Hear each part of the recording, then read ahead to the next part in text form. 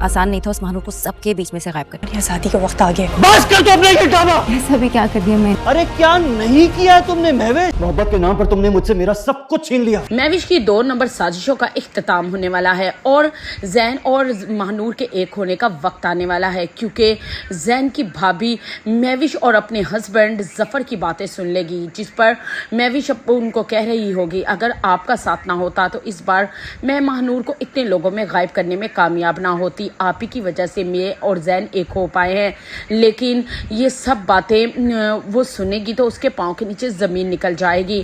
जैन और महानूर की ज़िंदगी को बर्बाद करने के पीछे खाली सिर्फ महविश का नहीं बल्कि जैन के सगे भाई का भी हाथ है। उसे अपने मियाँ से नफरत होने लगेगी।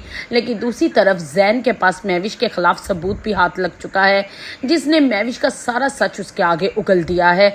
जैन अब महविश को एक पल भी अपनी ज़िंदगी में बर्दाश्त नहीं करेगा और अब उसे हर हाल में महविश से ये सच बुलवाना है कि आखिरकार उसने महानूर के साथ किया क्या है और कहाँ गायब किया है और किन लोगों में है। और दूसरी तरफ महानूर भी सेठ अकरम की कैद से भागने में कामयाब हो जाएगी, क्योंकि वहाँ सेठ अकरम की पहली बीवी अब महानूर पे तरस आ जाएगा। वो नहीं चाहती कि उसकी वजह से जैसी उसकी ज़िंदगी ख़राब हुई है वैसे ही महानूर की हो।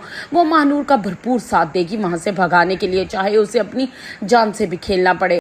और अब महानूर की रिहाई महविश की मौत है। महविश तो समझती थी कि अब की बार महानूर कभी भी लौट के वापस नहीं आएगी, लेकिन वो जानती नहीं थी कि बुरे का एक दिन अंजाम भी बुरा ही होता है। और आखिरकार वो कब तक ये सब साजिशें करती रहती, चालें चलती रहती। और महविश का अगला ठिकाना जेल नहीं बल्कि पागल खाना होगा, क्योंकि ये शुरू से ही मेंटली तौर पर नफसियाती मरीज़ा है और जैन की मोहब्बत में तो ये पागल होकर इतना कुछ कर चुकी है। लेकिन जब जैन इसे हमेशा के लिए अपनी ज़िंदगी से बाहर निकाल के फेंक देगा तो ये जैन और महानूर को एक होता देख नहीं सकेगी और पागल हो जाएगी और इसको पागल खाने दाखिल करवा दिया जाएगा।